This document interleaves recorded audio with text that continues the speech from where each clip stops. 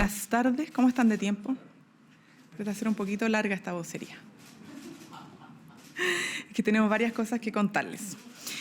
Bueno, quiero mencionar a modo introductorio que vamos a referirnos a varios temas. En primer lugar, avance en el plan de emergencia habitacional. En segundo lugar, avance en materia de infraestructura pública. También respecto a las cifras económicas, pero también avances en materia de memoria y derechos humanos, porque estamos a puertas de una nueva conmemoración del 11 de septiembre y también algunos avisos en materia de la preparación de las fiestas patrias. Parto entonces con lo que tiene que ver con el plan de emergencia habitacional.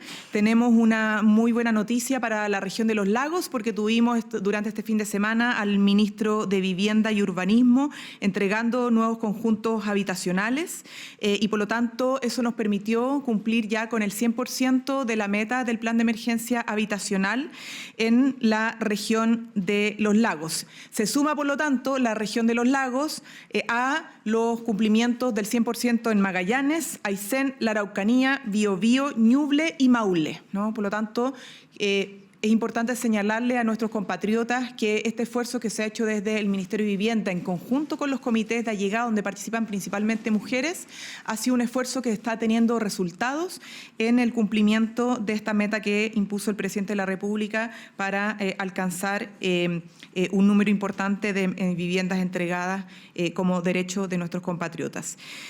Entregó 500 viviendas, por lo tanto, en Purranque y Puerto Montt, superando las 14.000 viviendas entregadas. Junto con las obras además en marcha se va a llegar a cerca de 18.000 soluciones habitacionales en este periodo, ¿no? Entonces queremos recalcar que no solamente estamos cumpliendo la meta, sino que estamos superando la meta con creces en la región de los lagos. A nivel nacional, el plan de emergencia habitacional ya supera el 80% de avance, con más de 209.000 viviendas entregadas, más de 127.000 en construcción y cerca de 64.000 por iniciar obras.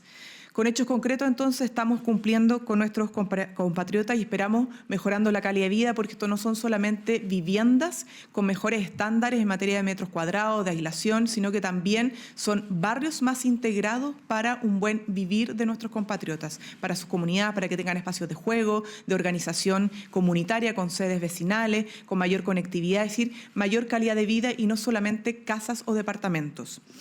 Respecto a infraestructura, segundo punto. La semana pasada ustedes pudieron presenciar que el presidente Gabriel Boric lideró la entrega del Plan Nacional de Infraestructura Pública, que es una hoja de ruta inédita en nuestro país que proyecta el desarrollo de Chile en los próximos 30 años. Estamos hablando de 22.000 proyectos y una inversión de 366 billones de pesos. ¿Para qué? Justamente para construir el Chile de mañana y el camino y la ruta a seguir para construir la infraestructura que va a responder a distintas necesidades a lo largo y ancho de nuestro país en todas las regiones.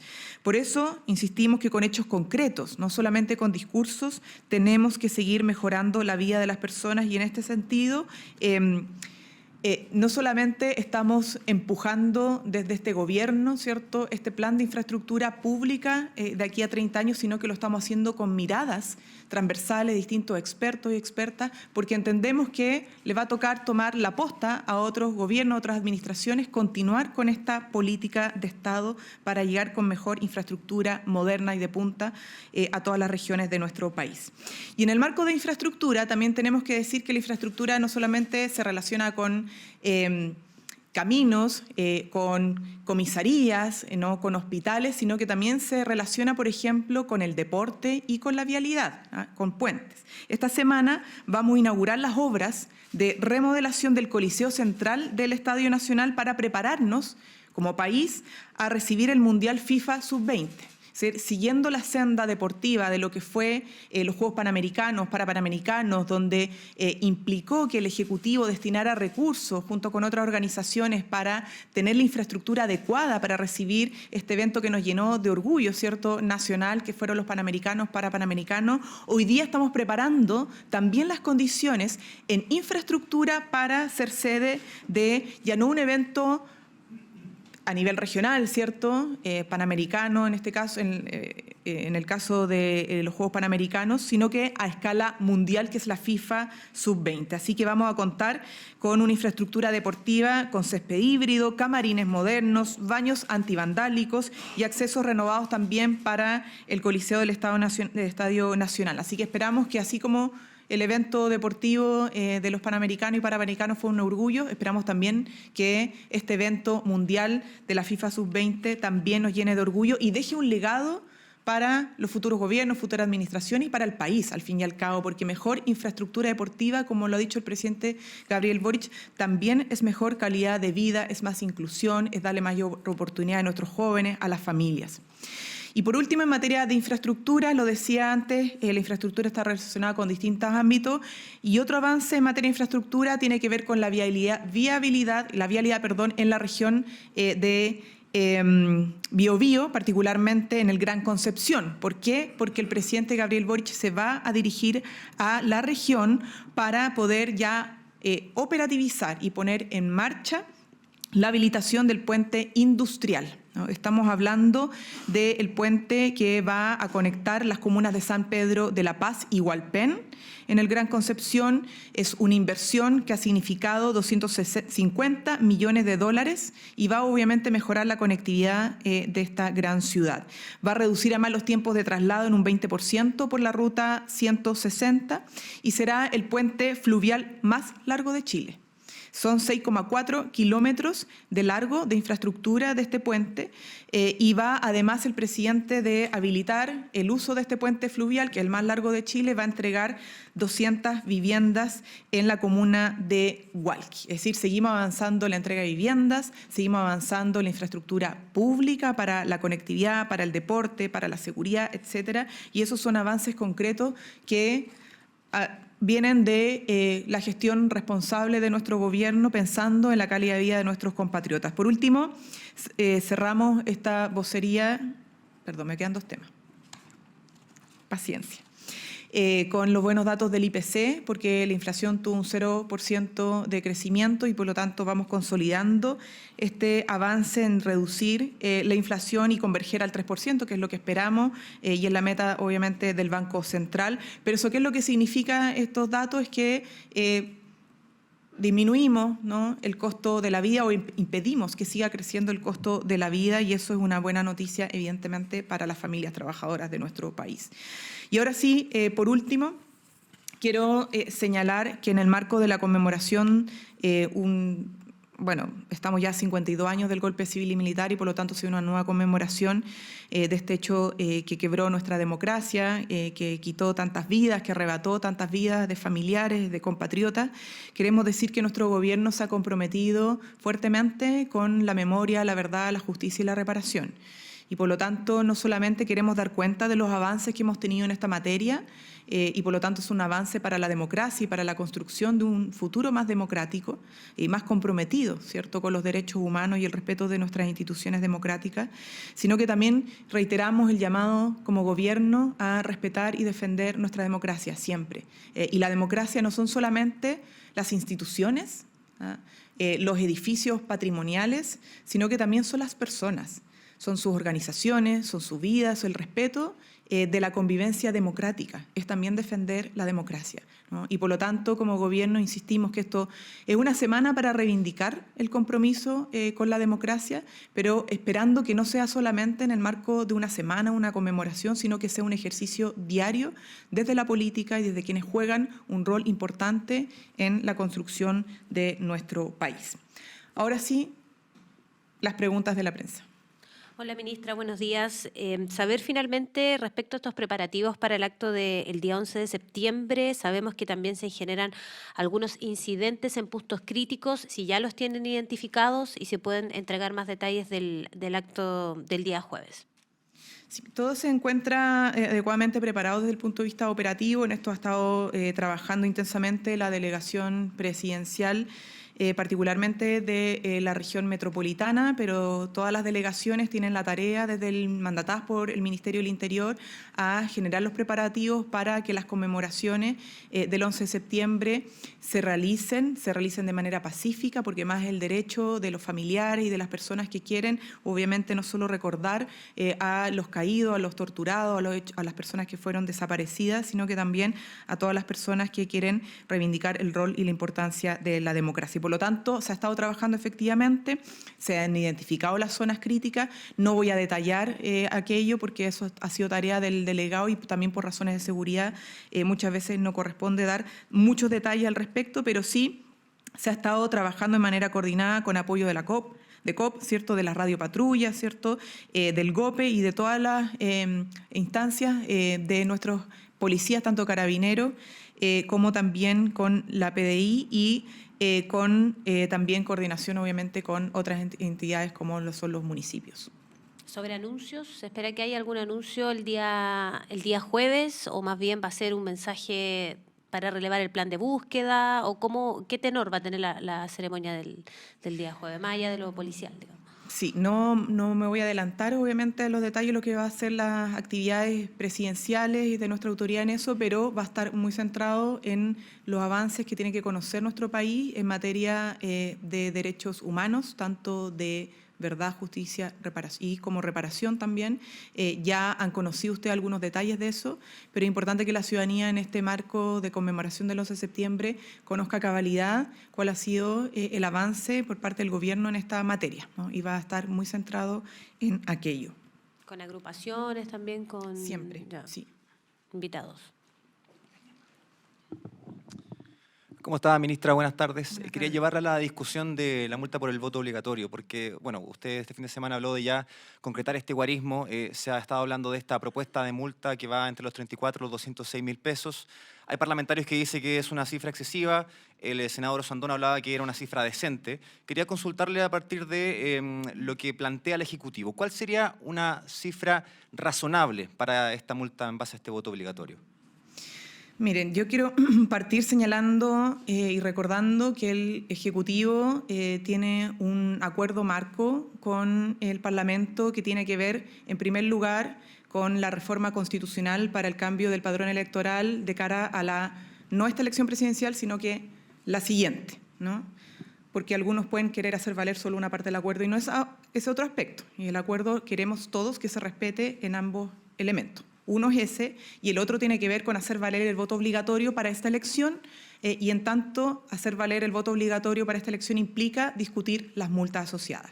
Siempre ha habido discusión y debate y diferencia dentro de la oposición, dentro del oficialismo sobre el guarismo, específicamente el monto de la multa y si es parejo o diferenciado, ¿no? Y por lo tanto, lo que nosotros queremos hacer ahora para habilitar el acuerdo respecto a que tiene que haber multa es seguir las conversaciones con los parlamentarios para definir exactamente el monto o los montos diferenciados de esa multa. En eso ha estado la ministra Lobos, ¿ya? Y yo no voy a adelantar guarismo porque eso es parte de las conversaciones que ella está teniendo con los parlamentarios y los partidos para lograr el entendimiento que permita destrabar esta situación, ¿no? Pero por cierto que hay que tener distintas consideraciones para fijar el guarismo. La vez pasada fue un guarismo plano, ahora la idea es que sea diferenciado, entendiendo que son además las comisarías las que terminan resolviendo si la multa es la menor o la mayor, dependiendo de los casos, pero en consideración obviamente a la realidad país y la experiencia que tuvimos la vez pasada en torno a esta obligación traducida en sanciones con multa. Y a raíz de esta misma discusión, parlamentarios de la UDI han llamado a la idea de excluir al ministro Elizalde de toda esta negociación. ¿Cuál es su parecer al respecto del presidente Gabriel Boric? ¿Cómo se toma esta decisión? ¿De alguna manera también se va a plantear esa posibilidad de poder llegar también a lo que está planteando la UDI? Miren, quien lleva las conversaciones es la ministra Lobos y así lo hemos señalado, ¿no? Pero eso no quiere decir que la oposición tenga que estar vetando a ministros o tenga que estar boicoteando la legislación, porque, insisto, o sea, todos queremos un entendimiento, todos queremos un acuerdo para poder resolver esto. pero eso no es excusa para vetar ministros, ¿cierto? O para estar impidiendo, no sé, que la ley de ferias libres se discuta, ¿no? Porque ¿qué culpa tienen los feriantes del desacuerdo que todavía persiste en materia de multas, ¿no? O qué tienen que ver los buzos, ¿no?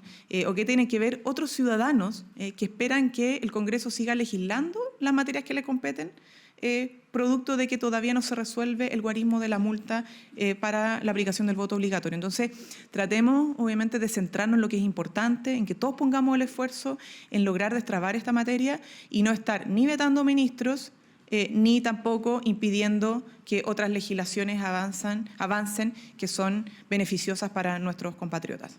Buenas tardes, ministra. Quería preguntarle como jefa de esta cartera, ¿qué le parece esta recomendación de la Comisión Asesora para reducir gasto público que estuvo asesorando al Ministerio de Hacienda entiendo, eliminar CGGov, pero usted aclaró que esto no es una eliminación de la cartera, sino que traspasar competencias de la cartera a Interior. Quería preguntarle, como ministra de CGGov, ¿cuál es el mérito que usted ve de esta propuesta?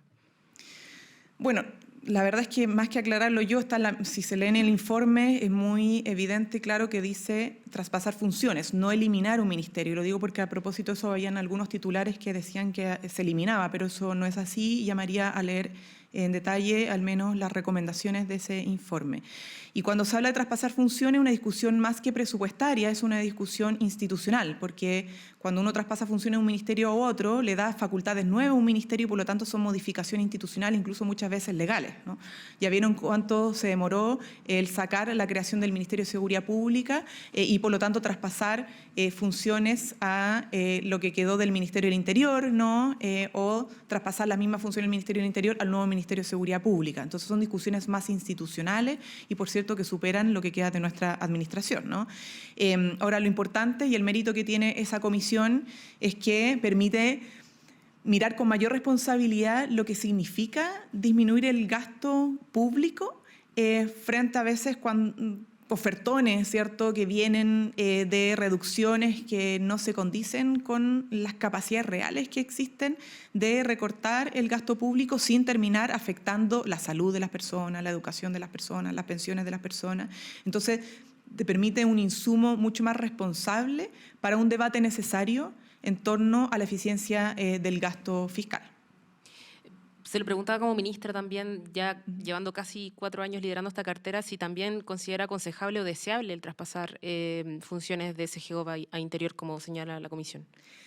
Creo que a esta altura es un debate que pueden tener las candidaturas presidenciales para un próximo gobierno porque son cambios muy profundos e institucionales, ¿no? Ahora, lo importante es siempre entender que todo gobierno necesita estar comunicando a la ciudadanía cuáles son las políticas públicas que empuja, cuáles son las decisiones que adopta, ¿no? Las comunicaciones las demandan los propios ciudadanos, que requieren estar informados también por cauces oficiales respecto a las decisiones que toman, los programas que tienen, ¿cierto? En fin, o sea, los programas sociales de distinta índole. Pero estas cosas, ustedes saben que los ministerios pasan de gobierno a gobierno, independientemente de los quienes los encabezan, ¿no? Y por lo tanto, tienen que discutirse las funciones que tienen los ministerios, el personal que tienen. Hay personal que viene en los ministerios que traspasan 2, 3 o 4 administraciones, ¿no? Porque son funcionarios de Estado. Entonces, una discusión mucho más profunda que, insisto, más que meramente presupuestaria, es un debate de carácter del ordenamiento institucional del gobierno central. Hola, ministra, buenas tardes. Buenas tardes. Por la megatoma en San Antonio, hay un compromiso con los dueños del terreno para que mañana ya se entregue una serie de propuestas, todo con el objetivo de evitar un desalojo. Queríamos preguntarle si hay opciones viables hasta lo que se ha conversado hasta ahora o si la diferencia en algunos temas, como por ejemplo el precio, podría llegar a ser irremediable. ¿Cuál es la visión del gobierno? No, esperamos que esto no sea irremediable. Estamos trabajando intensamente en lograr mediar como gobierno para un acuerdo entre privados, ¿no? Porque esto es un problema que se arrastra del 2019, que ha sido muy complejo. Estamos hablando de 10.000 personas, más o menos, que habitan en la megatoma de San Antonio, y más allá del origen de cómo se gestó esta toma y de toda la discusión que ha ido aparejada, necesitamos que haya una solución y que las diferencias no sean irremediables, ¿no? Y por lo tanto, en eso hemos estado trabajando, particularmente desde el Ministerio de Vivienda y Urbanismo, para poner sobre la mesa la mayor cantidad de opciones y soluciones para destrabar este conflicto, ¿no? Más allá de la sentencia y el tema judicial, la solución política que tiene que estar sobre la mesa para resolver, ¿no? Y ahí siempre se barajan distintas opciones, la A, la B, la C, lo que sea necesario para poder contribuir a una solución. Y esto tiene que ver, obviamente, muchas veces con el precio, pero no solamente con el precio, sino que con las condiciones que queden esa familia, esperando que puedan, obviamente, encontrar una solución a su vivienda, pero también una solución más integral y, como lo ha dicho el Ministerio de Vivienda, más humanitaria, y no solamente, insisto, desde el punto de vista de la vivienda misma y el valor de esos predios. Así que en eso se está trabajando. Yo no puedo, obviamente, tampoco dar muchos detalles, porque eso es algo que está en las conversaciones en curso, que está empujando el Ministerio de Vivienda con las partes involucradas. ¿Cómo está, ministra? Quería preguntarle respecto a la opción por la que se quedó el presidente Boric, que optó finalmente por figuras del Partido Comunista, de su partido, del Frente Amplio, en ministerios clave, cercanos a él, ministerios políticos. ¿Cómo se va a rearticular la estrategia del Ejecutivo para poder, en estos últimos 6 meses que le quedan, con estas figuras del PC y del Frente Amplio, avanzar en proyectos que aún están pendientes en el Congreso? El FES, aborto, la ley de presupuesto del 2026. ¿Cómo lo van a hacer con esas figuras? Su pregunta lleva implícito de que hubiese habido una decisión partidaria del presidente para su cambio de gabinete, y yo no lo comparto. Es que no sé de dónde usted saca esa interpretación. Lo que hemos dicho, ustedes conocieron las razones del cambio de gabinete y fueron abiertas y públicas. Entonces, esa tesis que lleva implícita tu pregunta no la compartimos. O sea, aquí hay prioridades ciudadanas. El Ministerio de Economía y el Ministerio de Hacienda tienen una tarea mandatada por el presidente de la República, que es seguir empujando la reactivación económica. Hemos tenido buenas cifras en materia de aumento de inversión, ¿cierto?, en materia de exportaciones, disminuye la inflación, se recupera la capacidad adquisitiva de los trabajadores y trabajadoras, pero tenemos que seguir haciendo esfuerzos en la reactivación económica y en la generación de empleo. Entonces, si preguntan, este cambio de gabinete, lo que busca el presidente con estos cambios que ha tenido que hacer es seguir fortaleciendo una agenda para con el país, ¿no?, para crecer, para generar más empleo, sacar adelante proyectos que hemos dicho que son importantes, el proyecto de Sala Cuna, el proyecto de Finalcae y la creación del FES, el proyecto de subsidio unificado al empleo, ¿no?, el proyecto de levantamiento del secreto bancario. Independientemente de la pinta, de la militancia de los ministros, hay una tarea política que ha mandatado el presidente de la República que busca seguir resolviendo los problemas de nuestros compatriotas. Ese es el objetivo, esa es la intención y ha sido explícita, transparentada y dicha abiertamente. Tengo otra pregunta, ministra.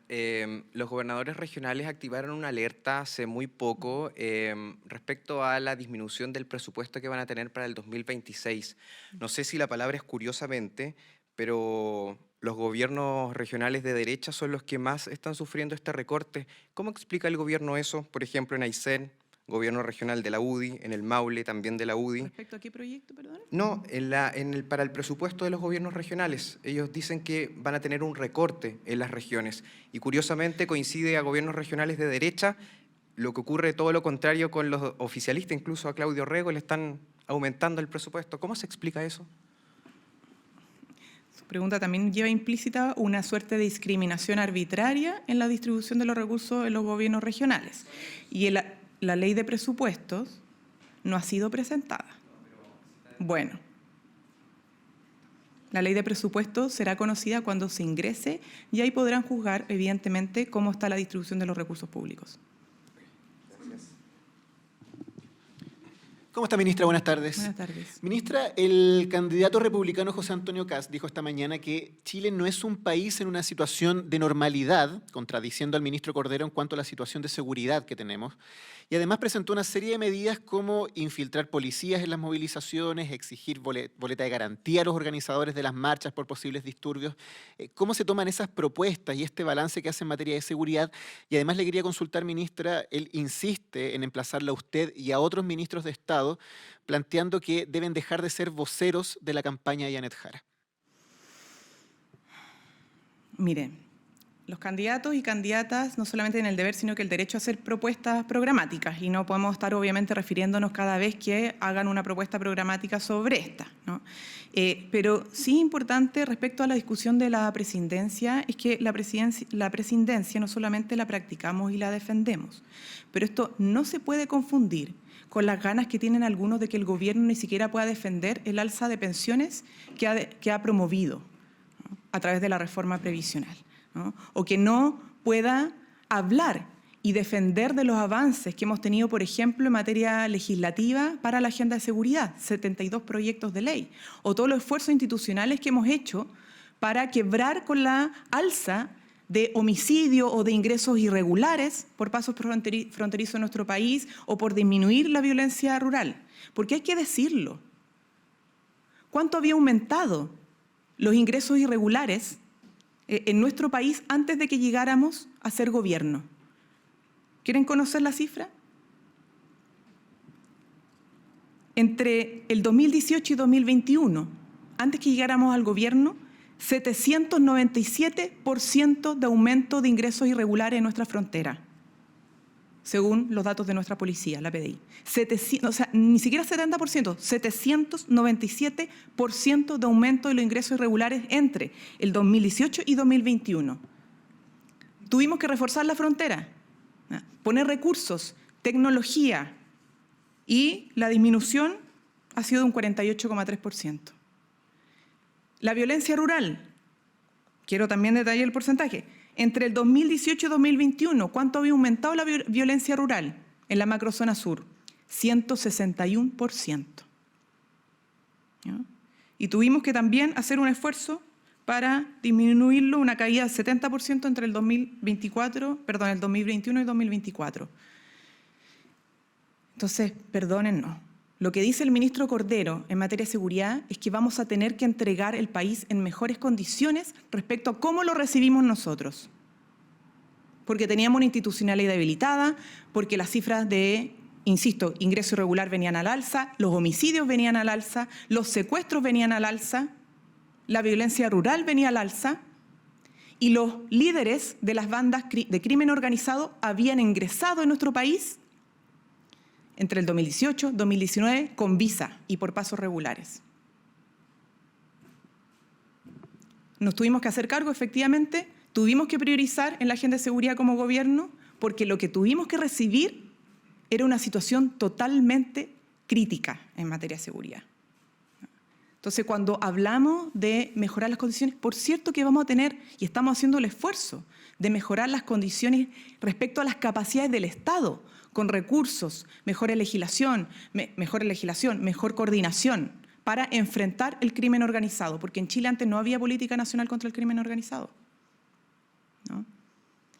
Y esperamos, obviamente, dejar en herencia a la próxima administración una mejor capacidad del Estado institucional, con más recursos para enfrentar este problema, porque, insisto, lo que nos tocó enfrentar a nosotros no se lo deseamos a ningún otro gobierno. Bien, muchas gracias. Gobierno de Chile. Chile avanza contigo.